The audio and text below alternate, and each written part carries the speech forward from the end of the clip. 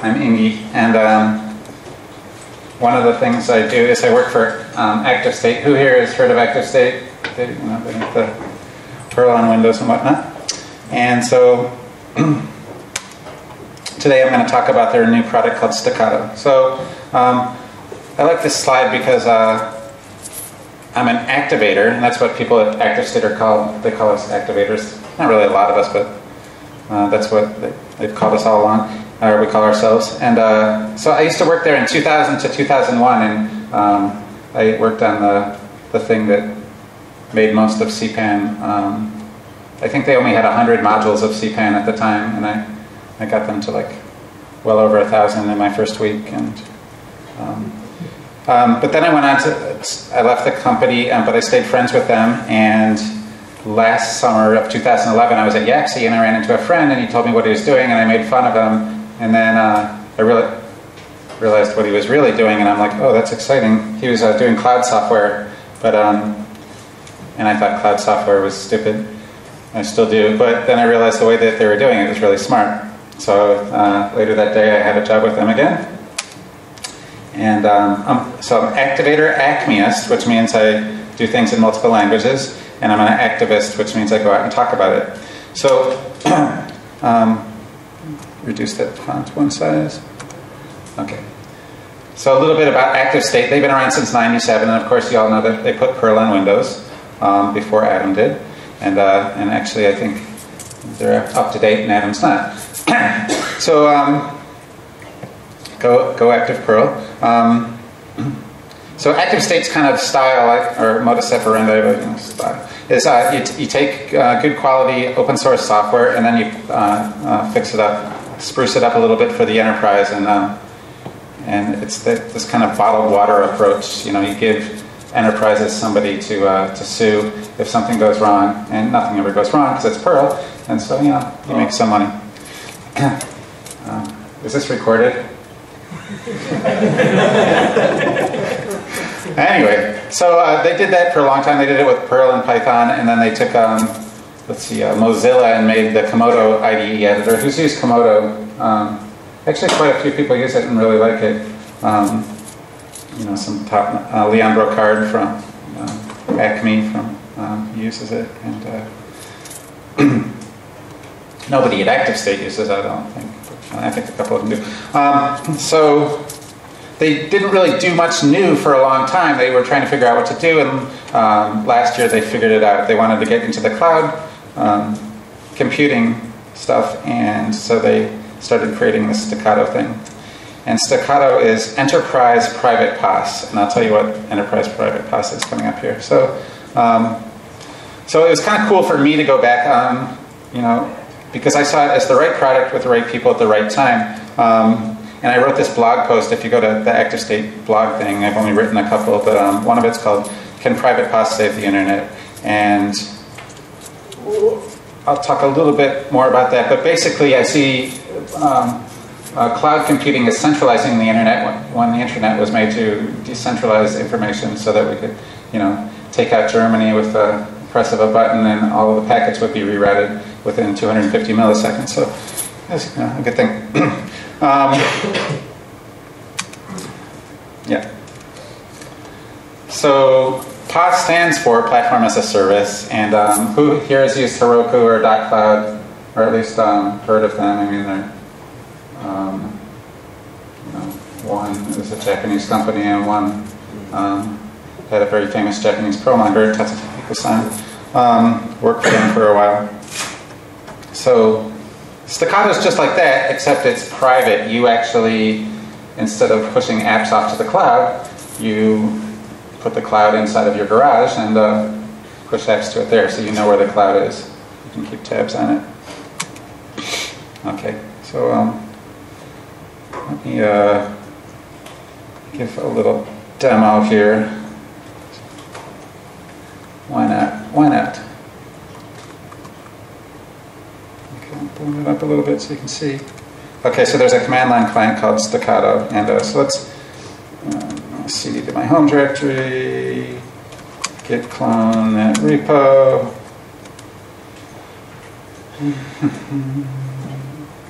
It's not too bad.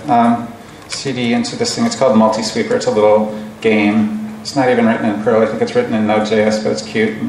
Maybe we can all play it.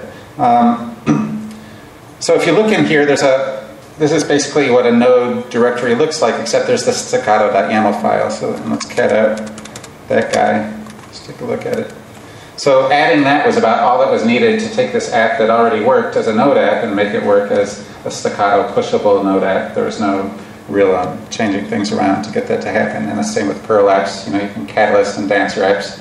You can push them up and they're running with a little bit of configuration. So I'm going to take the Stackato command line client. Now there's a Stackato running at ActiveState, the server, and it's called Stackato. I don't even know what .to is. Do you guys know? Tonga. There you go. Learn something new at every talk. Yeah, so I'm going to Stackato target that, and then I'm going to Stackato login as me.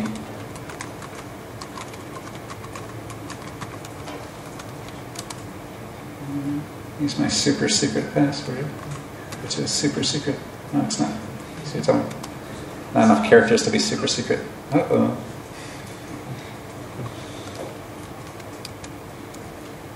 Yes, okay, just fat fingered it. And so now I can see if I have any apps running already. Oh, I have a little alias to it, S, because I'm not a very good typer, so S is the same as Stackato. S is just push out of this directory, so it'll ask a few questions, but if you just wanted to take the defaults on all the questions, you can say push -n, so I'll do that. No!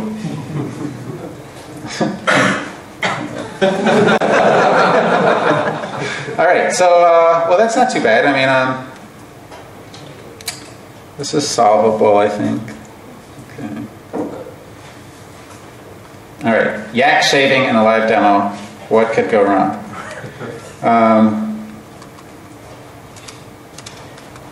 Yeah. Okay, so I'm getting a little ahead of myself. You get to see the, I'm going to log into this console with the same secret password. Yeah, I don't want to save it. And I was going to show you this a little bit later, and I will, but let me grab the new client. And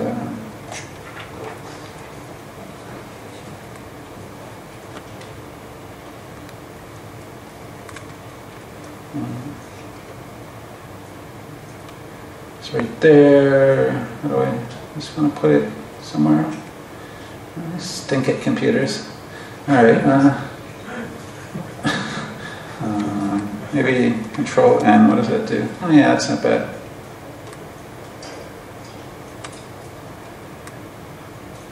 You know, I should have been a Windows guy.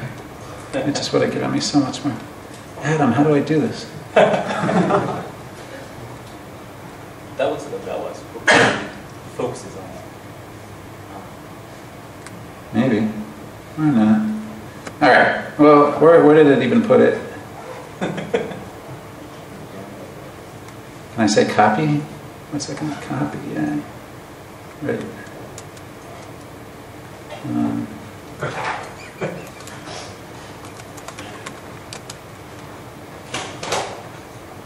What? I don't care. I'm getting paid for this.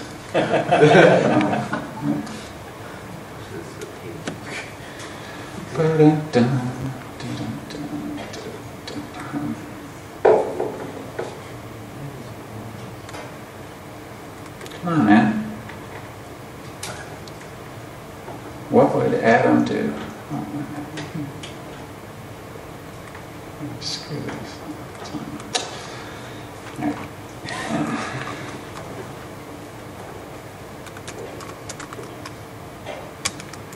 It must be in my downloads, right? Stackato. There's a million Stackato things. I want the.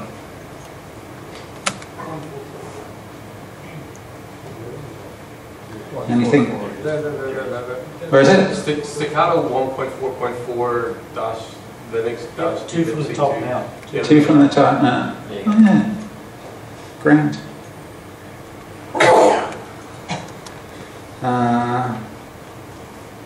Wait, did this just dump? No, no. Actually, wait. Okay. Stick with it. Unzip. Downloads. Okay, and then which? Yeah. Okay. So I'll move Stackato-1 to bin. It's a bad installer. That's probably the worst part of Stackato is this installer, actually. All right, maybe it works now.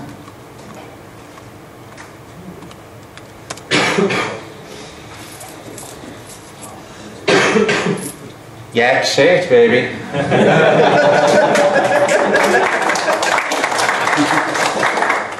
All right, so what it's doing is pushing over that whole file, and then it's binding up with the services that it needs. It needs a Redis service, and that's about it. So it's actually doing quite a bit over there. I'll talk about this a bit later, but all the applications run in their own LXC container, so they're completely separated from the rest of the VM. So applications can't attack each other. It's a multi-user system, so but it's really well done and secure from all kinds of standpoints. Okay.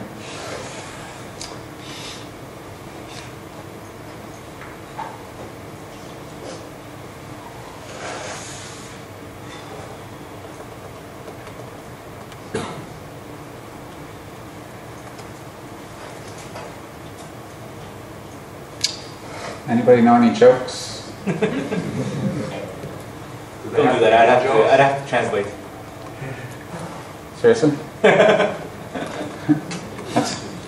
makes me laugh. That's a good one. Okay, so in the meantime, why don't we go back over here and I'm going to see my applications that are running now. I'm an admin, so I might end up seeing all of the applications, but let me go to my account. Okay, and I can see multi-sweepers still coming up over here. So the way this whole thing works is there's a REST API that little client CLI program I was talking to talks to the main VM of the cluster. In this case, it's just a single node cluster that does everything.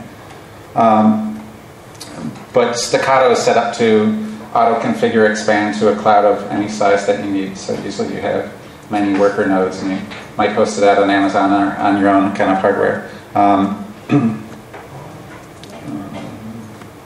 Just reload this mix. And for some reason, it doesn't look like this is starting, but I'm going to let it keep going and go back to my top. So when this is done, there would be a Stackato.co application running, and right. So I talked a bit about that.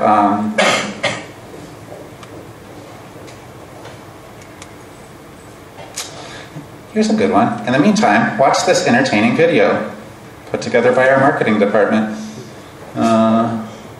Open it. Yeah, sure.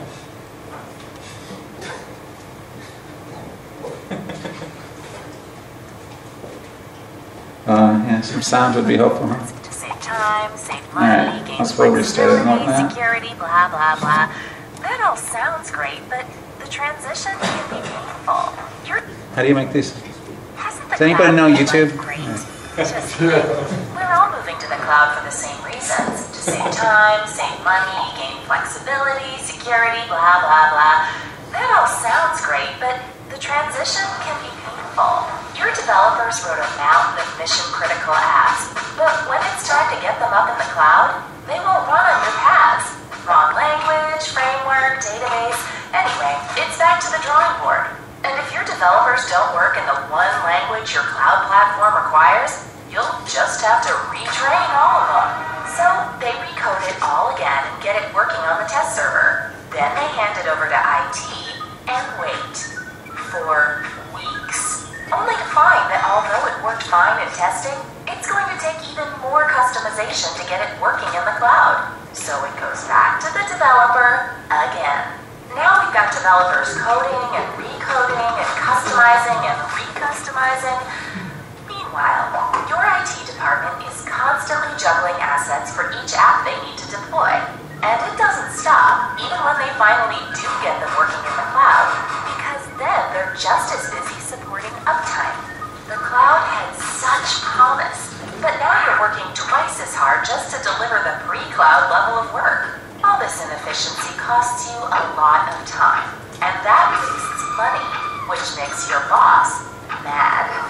Well, now moving to the cloud is fast, easy, and awesome. With Stackato, developers can work in any language, in their own microcloud that simulates the production environment, then push the app to any cloud directly from their own desktops.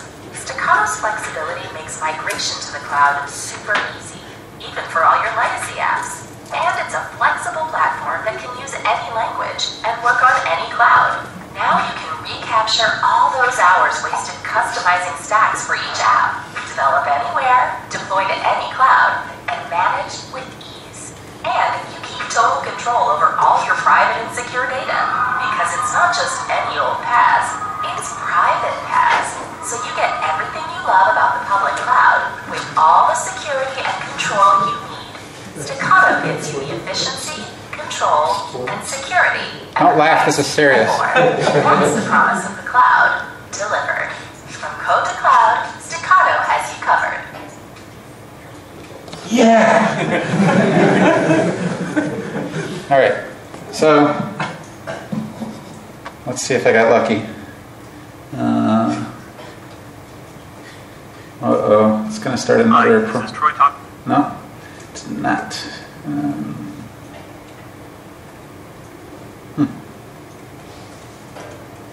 The logs. Oh. Okay.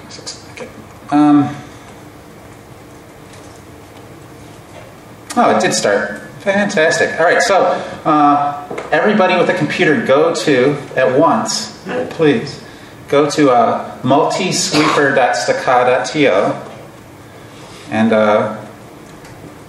もう皆さん、URL に接続するとなんか同時にやれるみたいです。マルチスイーパー .stackato スライドに行くとみんな便利です。マルチスイーパー。Oh yeah. Woohoo! All right, we're kicking ass.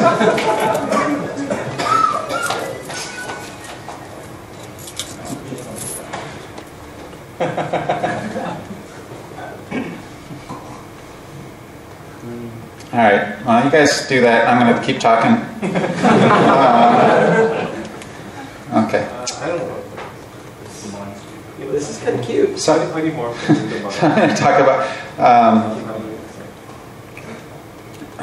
the Stackato highlights. So, obviously, this whole thing is set up for the enterprise and to make money. But since the day I got there, I'm like, well, if we're going to make people actually use it and want to get the word out, we're going to make it good for developers. So you can run this whole thing on your laptop, which we'll do in a second, or it can be running as in a multi. That was about a 5-node cluster running on Amazon that we were just using right now. All the same code, byte for byte, the same, which is great. Okay, so it's agnostic. It runs on all kinds of hypervisors. It runs on all these big boys, and it also runs on the free VM player and VirtualBox on your laptops. Needs a decent amount of memory, at least 2 gigs, but I don't know anybody that's cool that doesn't have that much. Yep. So it's relocatable in that if you start with a laptop and you actually want to deploy it out to Amazon or something like that, you can actually export and import the entire running setup. It's acquiesced in that it supports these 8 languages, or 9 I think now, out of the box. But it also has, it borrows a lot from, I mean, steals ideas a lot from Heroku, because they're kind of the leaders in the space, and just said, oh, they got this build pack concept, which is really clever, and so we just implemented it and called it a build pack, which was same name, fine. So we added Go, support for Go and PyPy and some other language interpreters that way. And so that's where the app just declares, oh, I want these things, you know, basically install them as you're pushing the app. And I worked kind of hard to get this. It has a, I'm like, let's just give this away for free for people using it in the small, because, you know, that's kind of what ActiveState does, right? You don't really pay any money to use ActivePerl, but your company does if they want, you know, to use it in the large. And so we did that. So it's built over, we got a good starting point with Cloud Foundry. Anybody heard of Cloud Foundry? It's VMware's cloud thing. And it's pretty rough, and ActiveState took it, but it was a good starting point and built over it, and now it's just, they're way ahead of these guys. But it still stays true to that core, and actually that client will work against, it's API compatible with Cloud Foundry, the one that I was using from the command line. Like I like to call it Heroku in a box. It's kind of a good way to explain it to people who don't really know what's going on.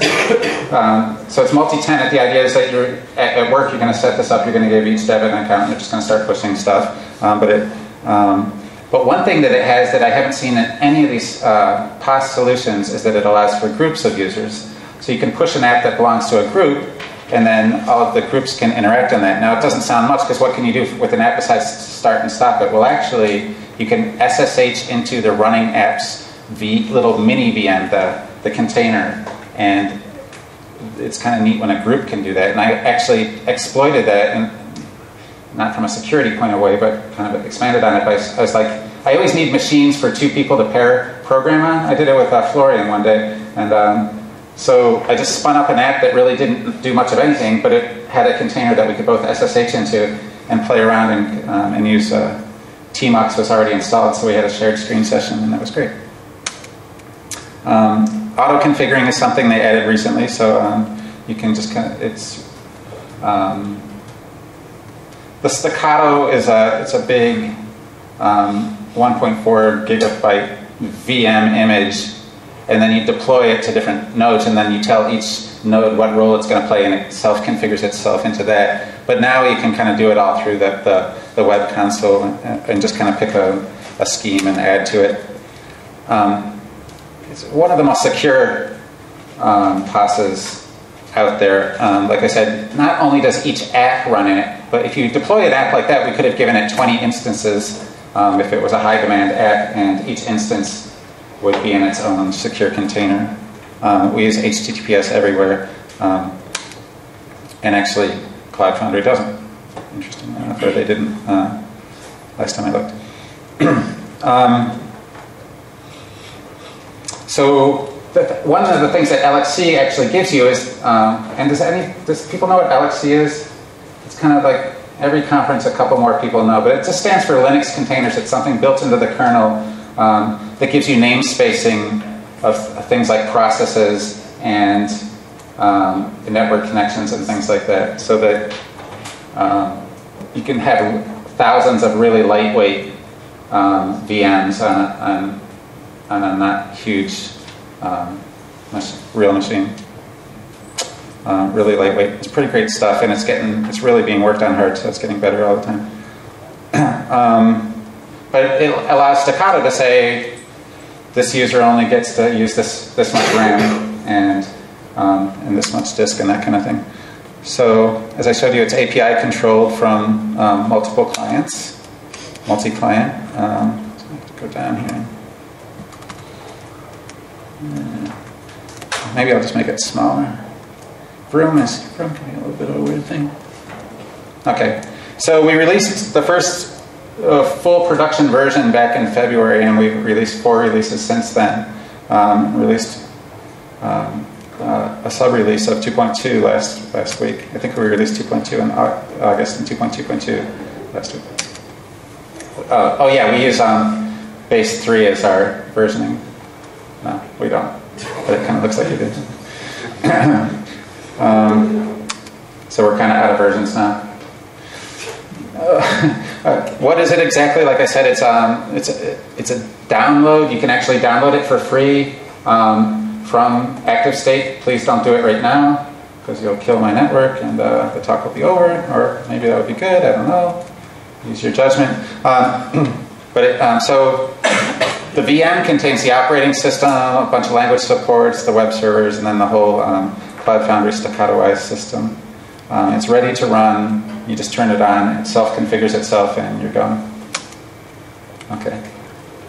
A bit of the history. It started at the beginning of last year. Thought about it for a month, and Cloud Foundry kind of serendipitously VMware released Cloud Foundry, so we kind of grabbed onto that. In 2 weeks, ActiveState added Python and Perl support and gave it back to Cloud Foundry. And a month later, they acquired a cloud company started by a 14-year-old in Seattle. He was actually, you know, the SoapLight CPAN module. It was the guy who wrote that. It was his son.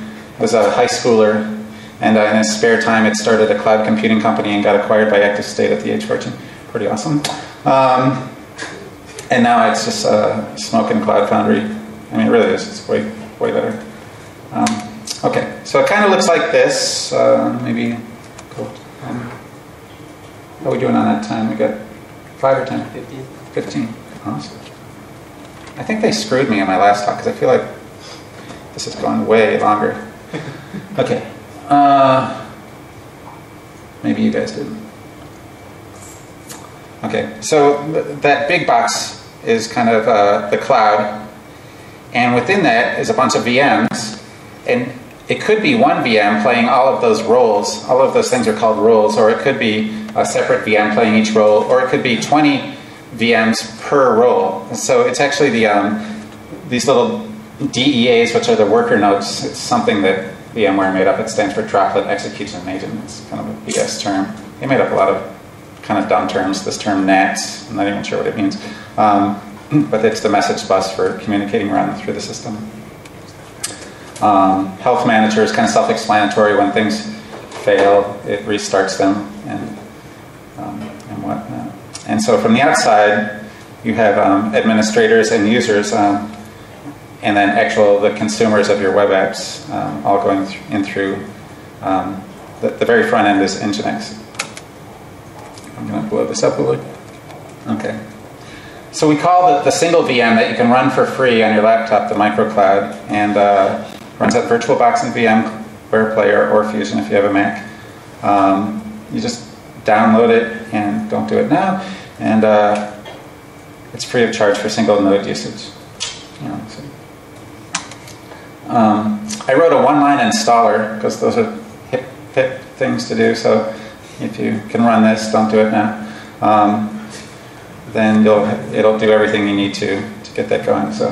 Somebody's typing it now.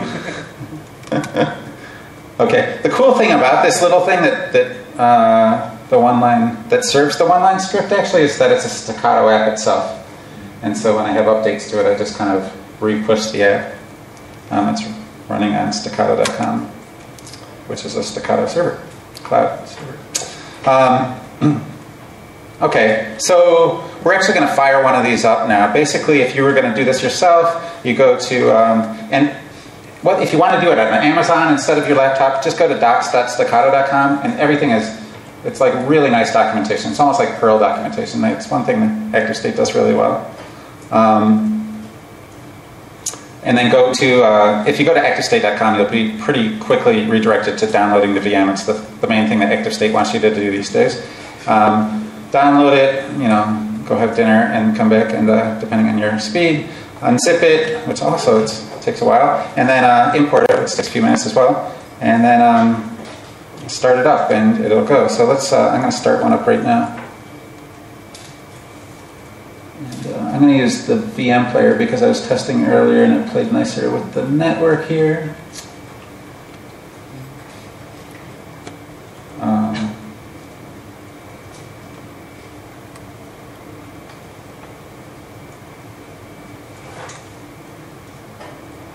That's it. All right, everybody cross their fingers and see what happens. Oh, here we go. So.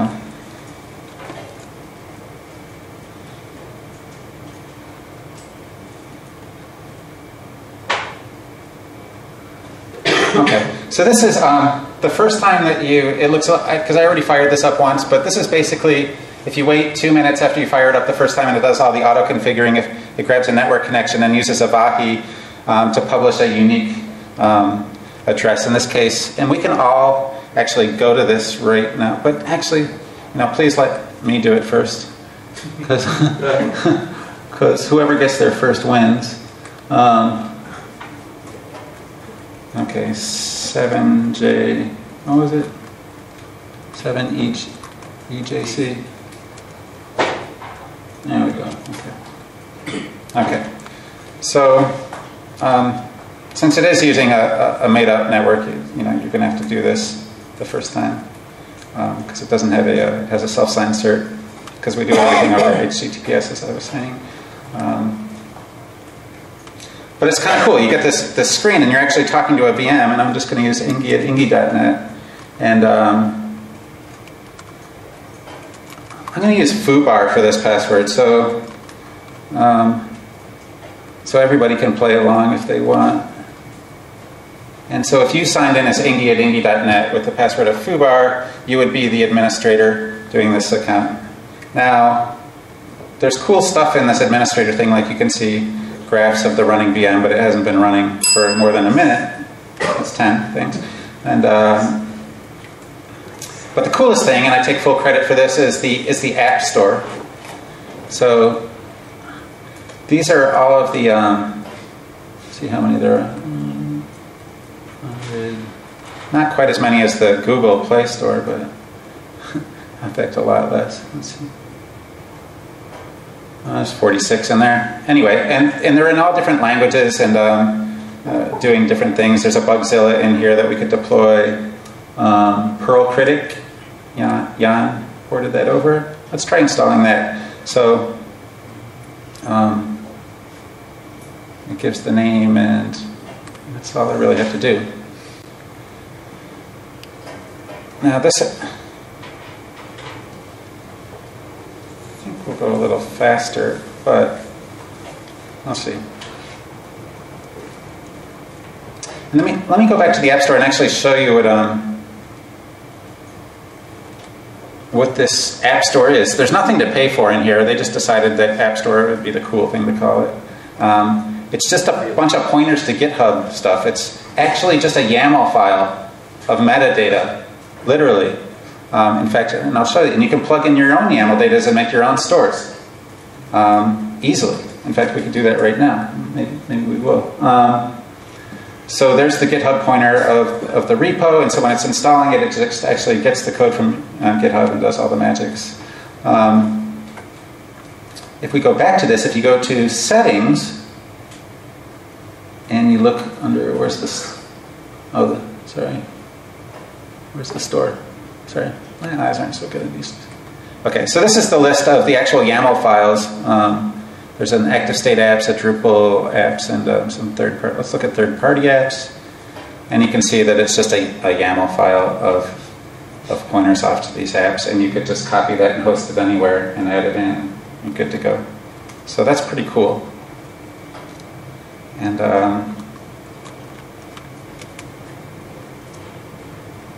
so we've kind of seen the command line interface already, and we've seen that. App Store. Talked about the LXC container. So let me do one thing. I want to see if this app actually better have darn well installed, but click on Ingy here. Now the interesting thing, if you deploy apps from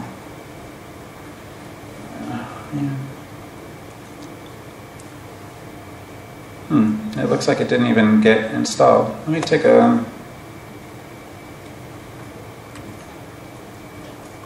I forget which is the most trivial. I think this is like a super trivial one that will just run a node thing that shows your environment variables. It's really stupid, but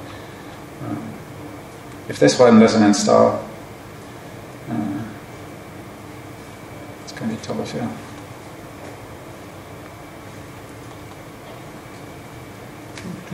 Of course, I could just blame you guys because you all have access now. So one thing that's kind of cool, and actually maybe we can go debug this just a little bit, is let me take that that web address, api.stackato. Oh, shoot, that wasn't right. I hit the wrong Control-C. Control-C. Okay. I can actually SSH into Ingy, Stackato egg. So this is the admin user. And when you first get the VM fired up, the password is Stackato, but when you change it to add that first admin user, it changes it to foobar, because that's what we used.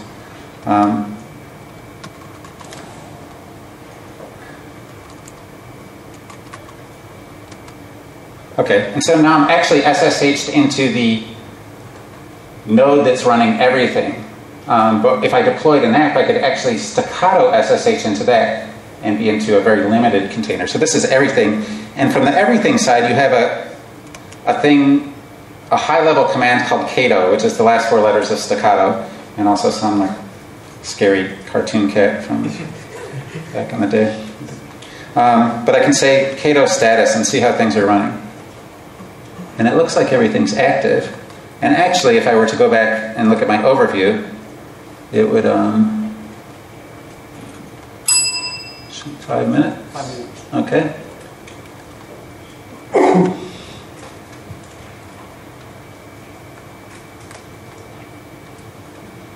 The interface has changed a little bit.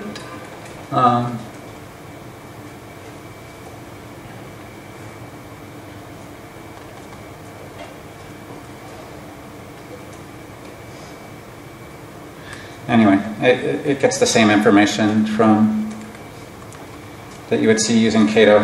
And so, let's just go back to applications. You know what, well, screw it. We have that multi-sweeper running. Let's just use that. So, and my Staccato's already targeted at that. So if I say, let me get out of here, I can say s-apps.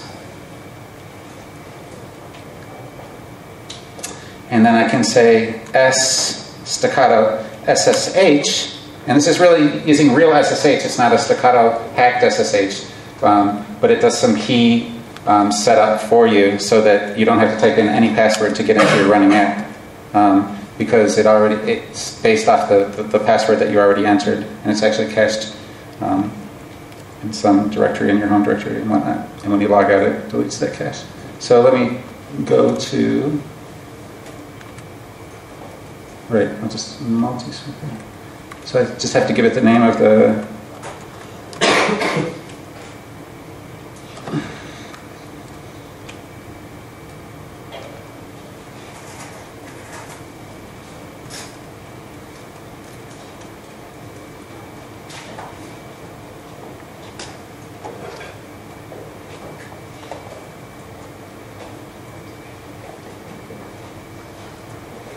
I didn't write this part. Just let me not write this part. Port 22 is probably closed. Oh, you're right. Oh, yeah. Yeah, sorry. He wrote that part. I didn't. I know. But you failed to refactor it. Okay, well, you could SSH in and you would just see a minimal process table and et cetera. So you have to take my word for it. Let's get back to the slides, which will be ending right about here. So conclusion, something like Stackato is the future of web programming and deployment, both at home, both at work and at home, because at work your company doesn't want to deal with all the IT bullshit, and at home you really don't want to deal with it, you just want to push things. Heroku's great, but if you want a lot more control, use Stackato. And that's it. Can we go to questions now, sir? はい、じゃあとりあえず質問があれば。また日本語で途中に出てきたスタッカートのこう構成図みたいなものがあって NGX とか書いてあると思うんですけど基盤にクラウドファウンダリーを使ってるっていう話だったのて、そのクラウドファウンダリーじゃなくてスタッカート自身で図に出てきたいろんなミドルウェアっていうのは独自に追加したものなのか、クラウドファウンダリーの基盤も含めた図だったのか、スタッカート自身が作ってるものはどのぐらいあるでしょうか。The diagram that you have about the Stackato architecture, can you pull it up? Yeah, sure. Done. So, is that question? How much of that is like just Stackato, made, or how much of it is borrowed from Open Foundry? From Cloud Foundry. Cloud Foundry. So the question is for the English speakers: how much? What components are Stackato? It's a really interesting story. I mean, I was pretty amazed at the level of detail to which the Stackato guys did. So when we started out, we actually were partners with Cloud Foundry on, I'm not sure that we still are, for Python, and they didn't want Perl. We gave both of them to them, which was kind of weird. And Duke Lito actually went to work for them for a while, and he tried to get Perl. And, he doesn't work for them anymore. It was exactly Cloud Foundry built over it. So we tried to not break anything that they had, such that, but to add over it. But it got to be quite a bit of work, and we actually wanted to go in directions, and they were moving way too slow. And we could actually we added the LXC container ship in 2 weeks, and they decided to go a different route, and I'm not even sure they have it done yet, and that was over a year ago. So we've had to we support them as much as possible, but it's probably less and less as it goes by. Like we had to add our own configuration sharing system, and they were working on one. They seem to they didn't even want to use LXC, they wanted to invent their own LXC and then use that, so they kind of get sidetracked a bit. As far as that diagram goes, it's pretty much the same, or is it? Well, it's very much the same. The stager, I think, no, the stager is part of, there's something called the pre-alloc, so we added another role early on, but all of these are actually, the things in the diagram are actually Cloud Foundry roles as well.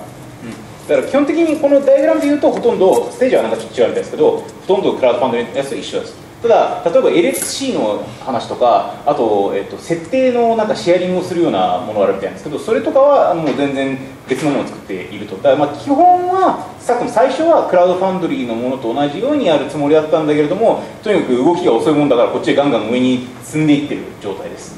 で多分これから先どんどんちょっと変わってくるんじゃないかなっていう。なるほど、ありがとうございました。Thank you very much.